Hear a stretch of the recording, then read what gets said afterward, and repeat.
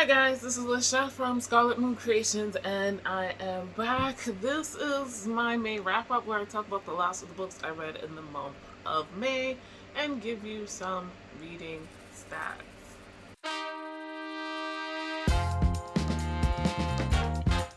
Before we start, some quick disclaimers. So it's warm now. I have my fan on, so you might hear that in the background. It is what it is.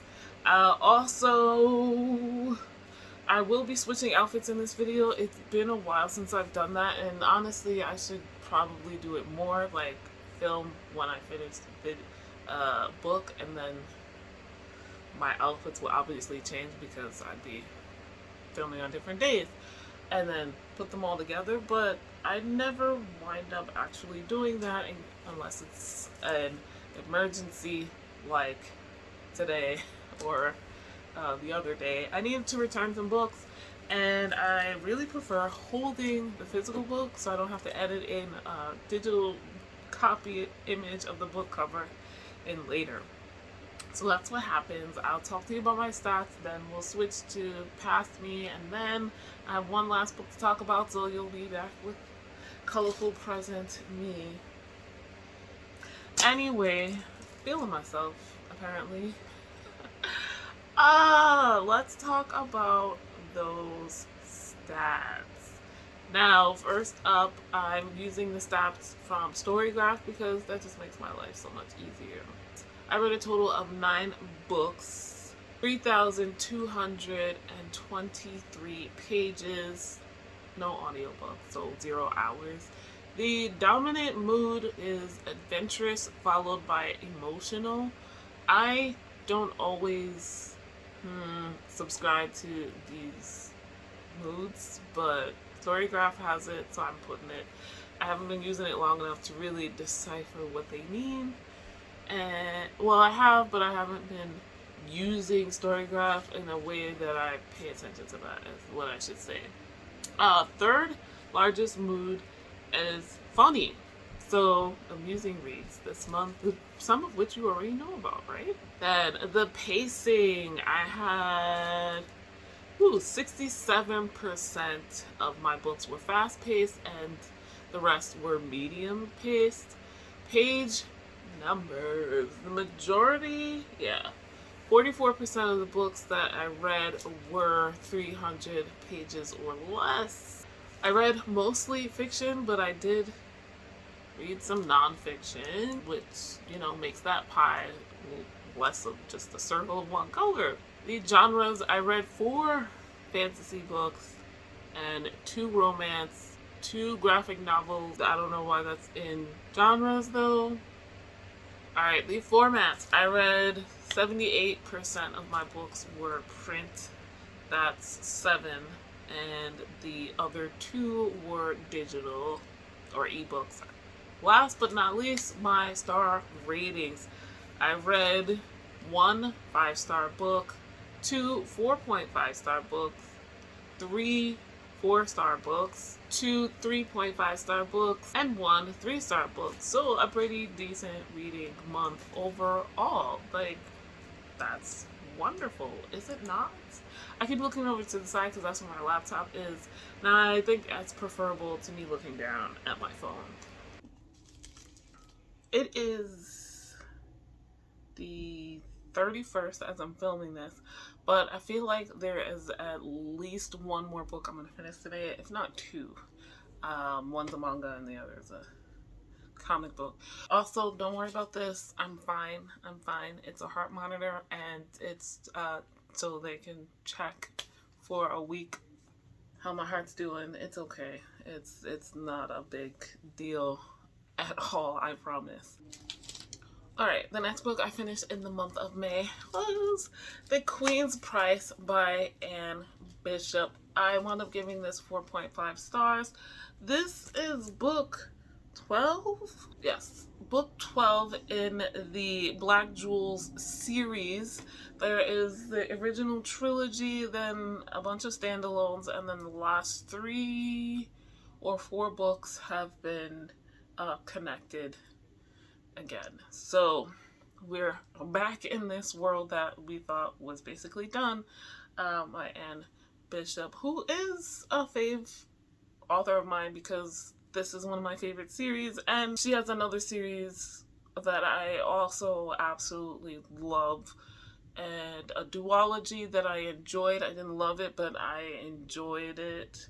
So yeah, this is a fantasy series, I guess a high fantasy series, and it gets pretty dark.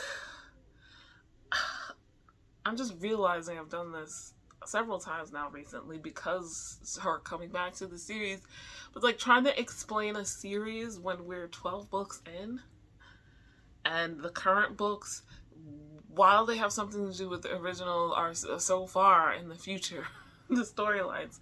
So this is one of my anticipated releases of this year, and I finally got to it after renewing this book God knows how many times. But May is my comeback. Like, I feel good about everything I've read this month, and I don't feel guilty about things I haven't read. So the Black Jewels series, there are people who have magic and people who do not have magic, and the people who have magic are the rulers, because they are, and they've become corrupted. Now, the magic system is kind of based off of these jewels. Those who have magic are called the blood or the jeweled, and those who do not have magic are not, or they are called landed. We mostly deal with those who have magic, the blood, and that's blood with a capital B. The system is of, like I said, jewels, and the darker your jewel, the deeper your well of magic. See? So, in the beginning of the series, Daughter of the Blood, we're following a young girl who is kind of prophesied witch that, or dreams made flesh. She is born into a time in this world, country, you could say, of Terrell, which has the blood have become corrupt. Witches, as they call some of the women of the blood, have kind of taken over. Those who are less powerful have manipulated their way into power, and the way they choose to keep power is to spread that corruption through manipulation and abuse to the other blood. The series is very dark, like I was saying. In the original trilogy especially, there is a lot of graphic violence. There is war towards the end of the trilogy, but rape, molestation of males and females, women, men, children, and it's on the page. Characters, particularly in the first book, male characters who are very traumatized and have been for several hundred years already, going through it, and they put people into mental institutions for being different, or in this case, like children who say things that make adults uncomfortable, so they decide to lock them away. Yes, only for them to be abused. We have come to 12 books deep. Things have changed. There's a lot that happens in the original trilogy that is kind of mirrored in this book, particularly the second book, which I believe is Heir of Shadows. And that was the thing that I saw in the past two books. The first one, I was like, I don't know. This seems like we just brought the series back to copycat the original trilogy. And what for? What has changed? You're just bringing back conflict for conflict's sake? I don't know. But I think this one kind of makes the previous two books worth it. Now, that's not, a ringing endorsement if you haven't read this series, if you don't enjoy these characters. If you do, like I do, then it's like, oh, because I was like, well, I like this world, I like these characters. These are not the best installments, but I like them anyway. Like, I'm enjoying myself, so I'll continue reading, and I feel like vindicated in a way with this one. I know a lot of people are not liking Satie, or Satian is her full name, and I get the brat energy, but I really appreciated how things went with her. The storyline about the kids at the hall, at San Diablo Hall, was really cool, because one of the things that I regretted we didn't get in the original trilogy was more details about the first circle, how that came about. It's there's like a boarding school aspect with all of these really powerful teenage like characters who don't really know each other but kind of sort of do, and we get little anecdotes here and there, but we kind of in the original trilogy sped over that time.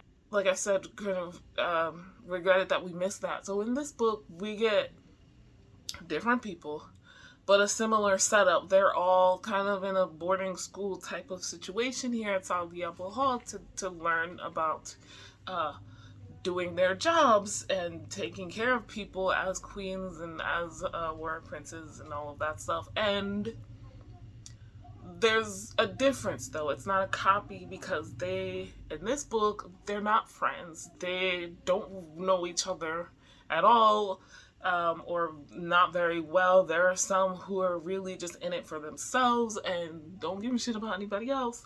There's a lot more friction. Everybody is not supportive. People are going through different things and have differing levels of experience. And yeah, it was still interesting to see the whole thing with Wilhelmina and Butler. I was not expecting, and that was really fascinating. The whole thing with the plotline with Jillian was hilarious, and that kind of wraps up over the last two books. Not a lot happens, but it's with some of the darker stuff happening in this book, it's very refreshing and fun and hilarious.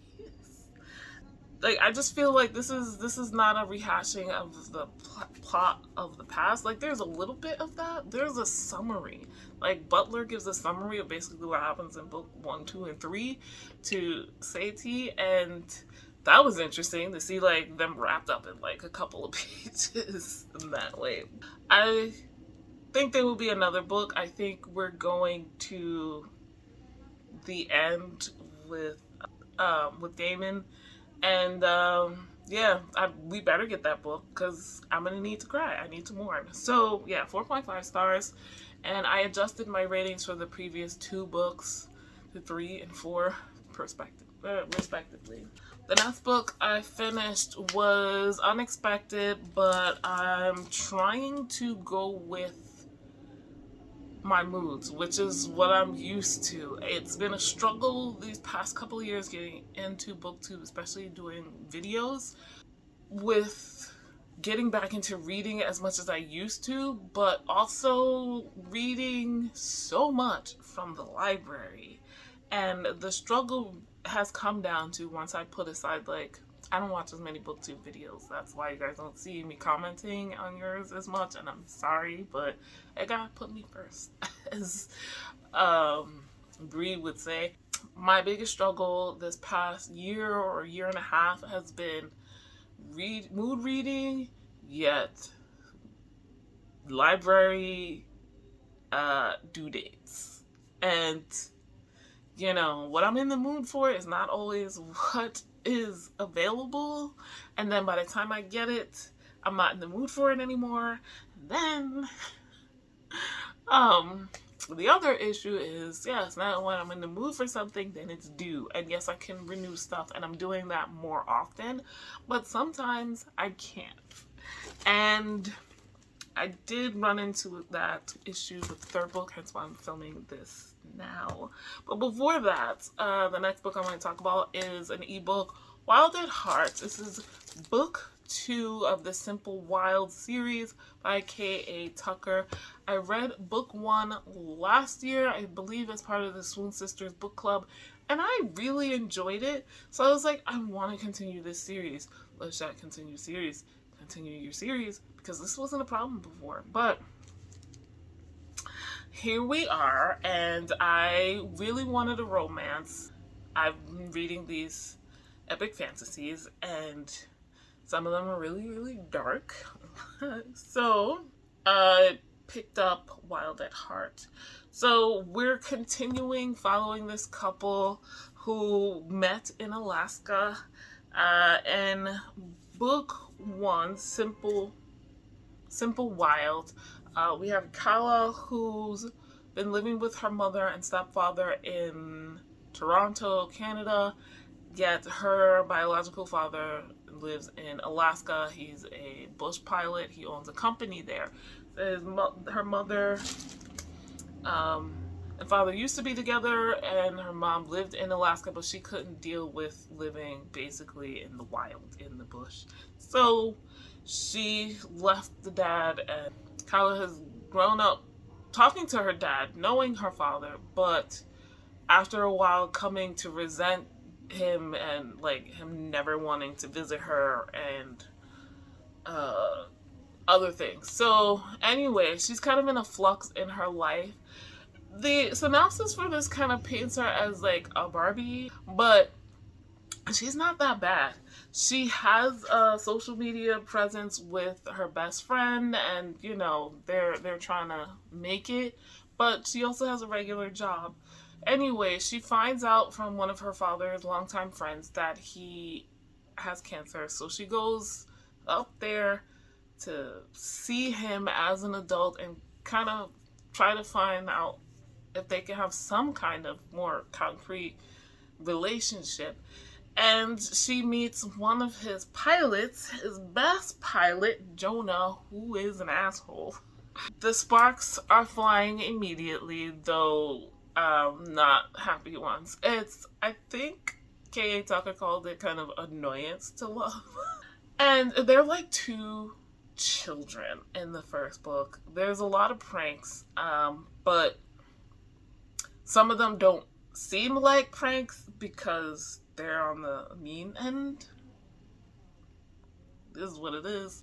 I enjoyed the evolution of their relationship. I enjoyed the whole like Alaskan bush pilot type of thing, and like it's not just for the adrenaline, it's also like to help people in these very rural areas get supplies, food and medicine and things that they need.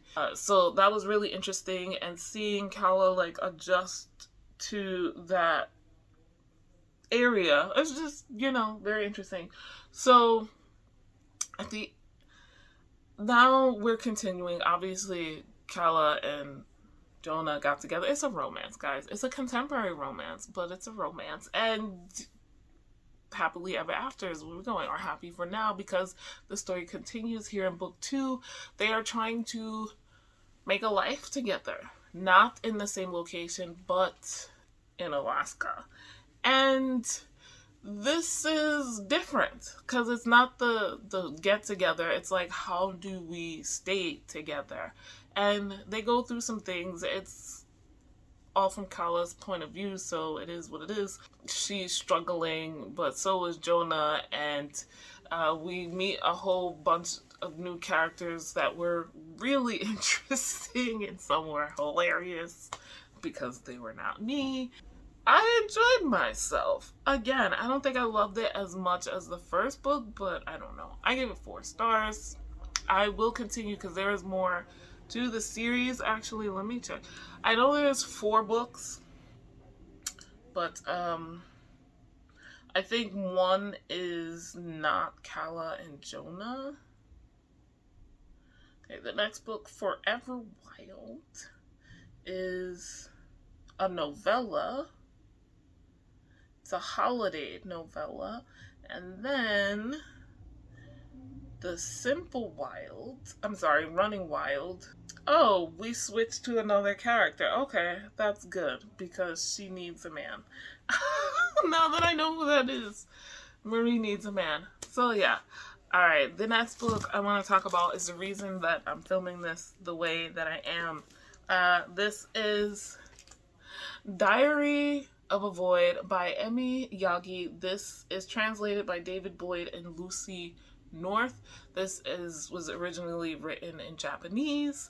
This is, I don't even know what to call this. I guess contemporary fiction? This is Emi Yagi's first novel. And won an award for best debut work of fiction. So I thought it was pretty good for that. Lord, what do I say? I gave it 3 stars. This is not my usual cup of tea. Why did I rate it? Because this, I believe, is the May book for the BTS book club. And I've been trying to keep up with them. Trying is the key word here. I think I've been behind since March or February. Anyway, so I picked this up because it was short and it came to me in the mail in time. But it is overdue now, 7 days. So I read it over the long holiday weekend. And I didn't dislike it. I gave it 3 stars. This is, like I said, a contemporary fiction or literary fiction. We're following a woman. Let me find her name. Shibata. Okay. I'm glad because she got a nickname towards the end and I got confused. Shibata, who unfortunately works at a boring ass company which makes cardboard rolls for paper products. So like those tubes in your toilet paper, the ones for your paper towels, her company makes those. Anyway, so and you get to find out lots of nothing about that. Like, don't worry, Shibata doesn't love her job or what they do. She doesn't find it glamorous at all. But anyway, she is, I think, like an account manager or something like that. But in addition to her regular job, her regular work duties, right, she's the only female in her section. And because of that, whether consciously or unconsciously, she gets like sexually harassed, but also taken advantage of. They expect her to clean up after everything. They expect her to hand out like food and gifts and clean up after meetings and make sure the like snack area is kept clean. And it's just a lot of little things. Make coffee, and when it doesn't happen the speed they want it, they're like looking for her and they don't even call her by name. Like, I would scream if I was in this job and that happened. And at first she took it because she figured, oh, you know, the newest hire the youngest. But when newer, younger men came in, they were never asked to do it. So anyway, one day she gets fed up with the bullshit, understandably.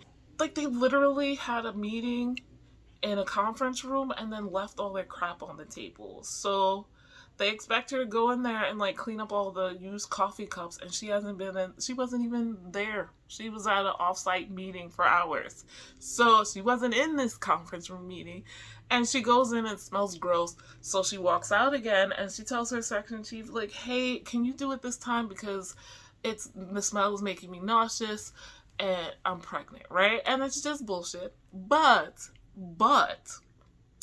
the story goes from there, because then her section head tells HR, and the story spreads throughout her section and the rest of the company within a day, and everybody's like, oh, you're pregnant? Wow, what a surprise.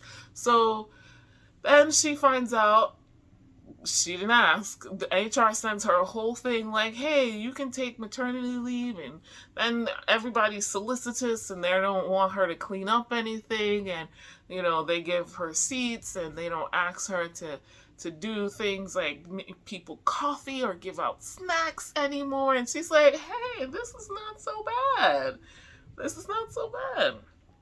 So when somebody asks her when her due date is, she makes up a random date, and now that gives her several months before maternity leave, which is like extra vacation, extra paid vacation, apparently. And so the story continues while we see this woman kind of weave this humongous lie for understandable reasons, and she she really gets into it. And it's kind of absurd and amusing, but also kind of boring. And that is why it's 3 stars for me.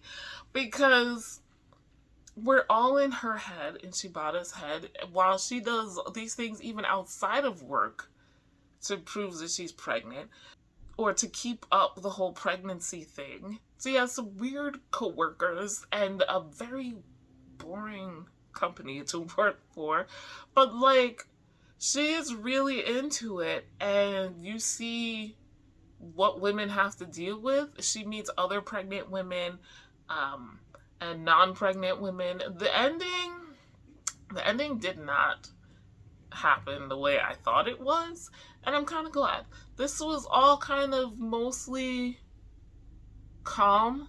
Nothing too stressful. There's no drama in this. It's kind of like a character study with this premise, and I found that interesting.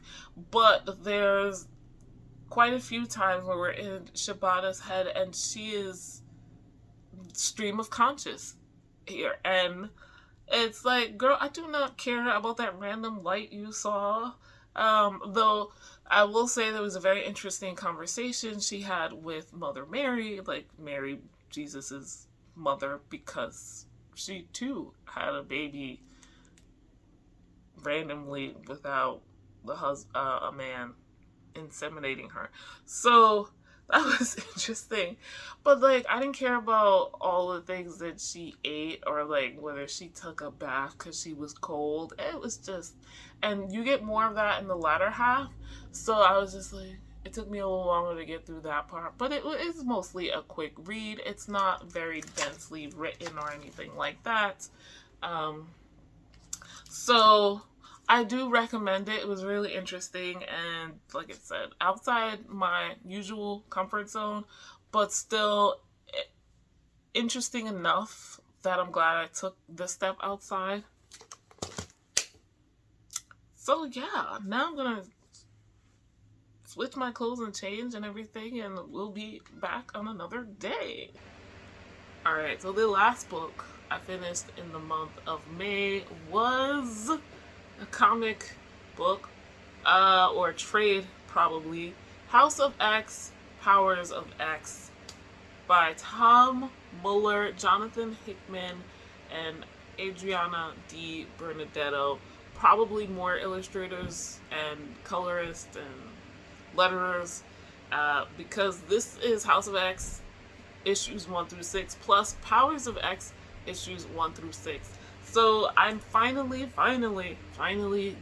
getting back to one of my favorite comic book series, which is the X-Men, and I'm doing that with the help of Twitter. I haven't read like a serious adult comic book series in 10 years. I was reading Nightwing, which I had never read before, and that's DC rather than Marvel. Okay, so I started this. I definitely wanted to get back into, the X-Men comics, and I know there was a whole kind of restart at Marvel in 2019, and it's difficult even for somebody who grew up with comics. When you're away, it's like, where do I start? I haven't put in the time to figure that out. But then I came across this tweet by Douglas Wolk, not Woke, WOLK, by the way. I'll put it link in the description. And he put together this little guide to reading X-Men comics and related ones from the past 3 years. And it was very helpful. 2019 to the present. He put this tweet out and this guide together last year. So, updates, whatever. House of X, Powers of X was the first one, the Jonathan Hickman, Pepe Larraz, RB Silva epic that starts the whole thing, collected as a single volume. So that's why I said issues 1 through 6 of House of X and issues 1 through 6 Powers of X. Altogether, this was like 400 pages. So, a chunker. And, oh my god.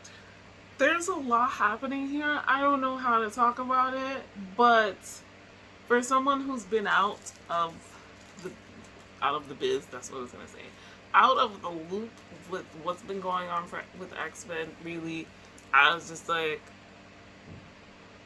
hoo hoo hoo, hoo hoo hoo. So this has everybody in it. My review says this is mind blowing. I read it digitally via Hoopla. I've had it, like, that was one of the big reasons I wanted it. I wanted Hoopla because my local library had one copy of this and it went missing fairly early, so. And I don't buy comics. I might buy this. I know my dad would love to read it.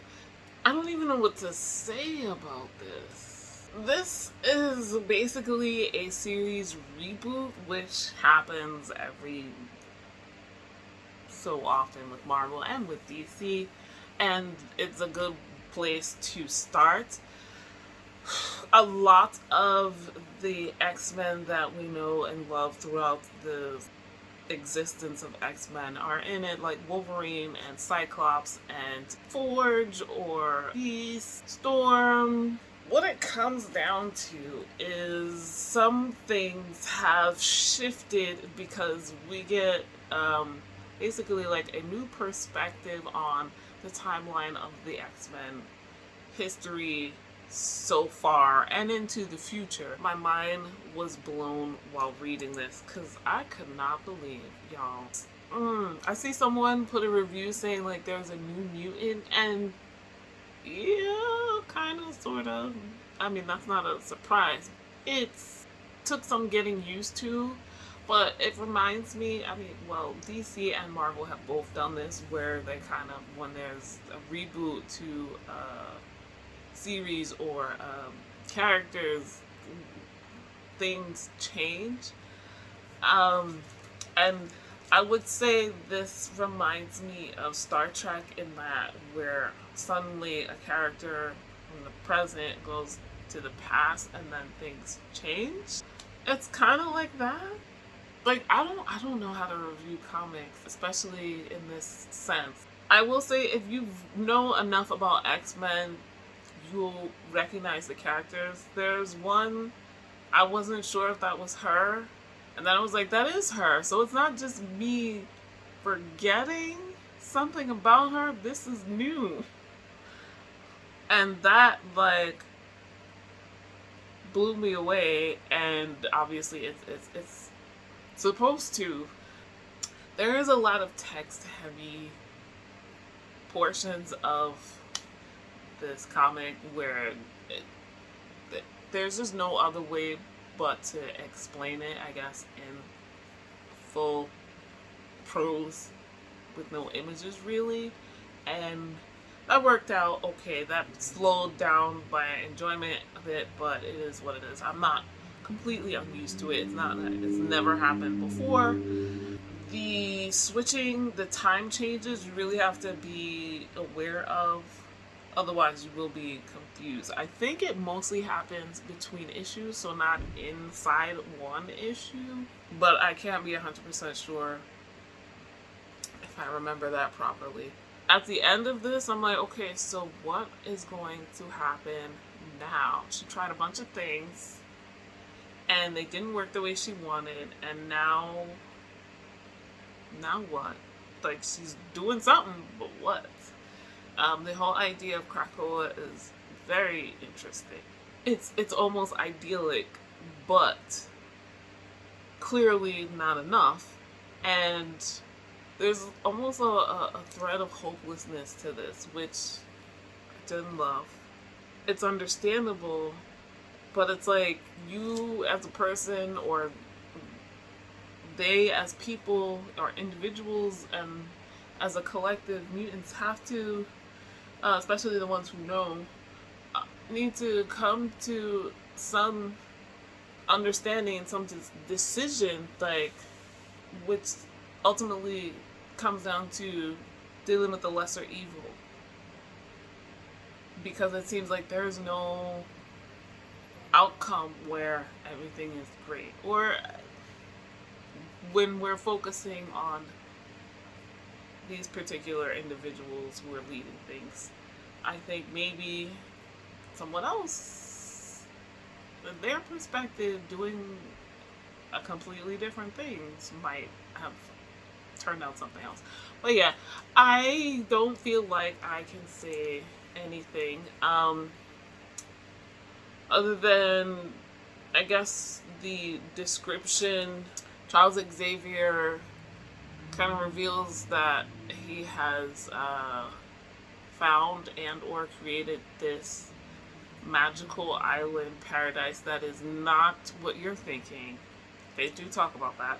Krakoa for mutant kind, and that they've also found something that can help humans, but in exchange they kind of have to leave mutants alone, and leave mutants to him and Krakoa.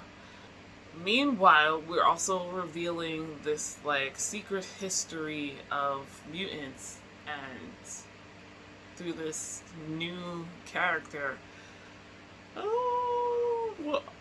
like this secret history which spans thousands of years from the past all the way into the future, and it's all kind of depressing. So yeah, I wonder where the things are gonna go from here. Absolutely fascinating. Glad I started it, and like just thinking about it, it's just like.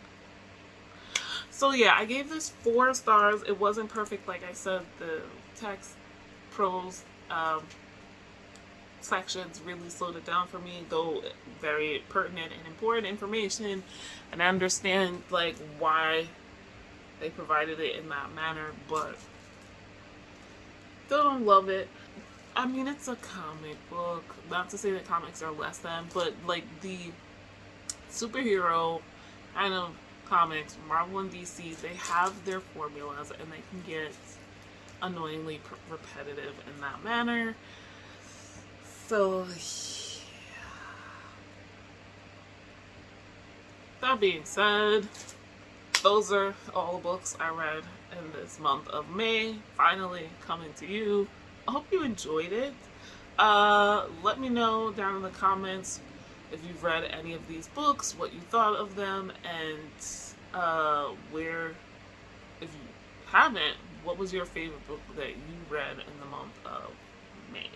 How is your reading going this year so far?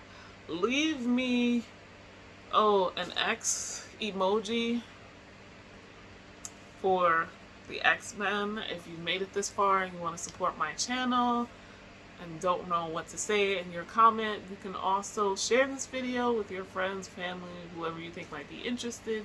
That will help me with the algorithm, help my channel grow. And you can like this video if you liked it, subscribe if you are new, hit the notification bell so you know when the next video is coming. Links in the description to all of my social media accounts if you'd like to follow me anywhere else. There's also links to Storygraph and Goodreads if you'd like to make friends there. I would be more than happy to be as well. There is a 10% off discount code to my Etsy shop where I make all natural bath and body products, as well as offering tarot and oracle card readings if you would like something from there. Guys, thank you so much for watching. I hope you are doing well. See you in the next video. Bye.